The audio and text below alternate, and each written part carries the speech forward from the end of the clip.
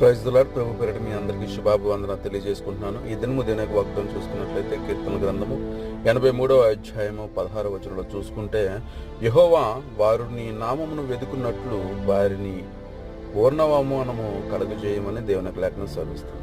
అయితే దేవుడి నామాన్ని తెలుసుకోవటం కోసం, దేవుడెవరో తెలుసుకోవటం కోసము పూర్వం వాళ్ళ పితరులు పడినటువంటి అవమానం ఏదైతే ఉందో, వాళ్ళు హేయనకి ఎలాగైతే కారణమయ్యారో, వాళ్ళు ఎలాంటి ఇబ్బందులు పడ్డారో, ఎలాంటి శోధనలు అనుభవించారో మళ్ళీ ఒకసారి వాళ్ళకి సేమ్ తెలియజేయి.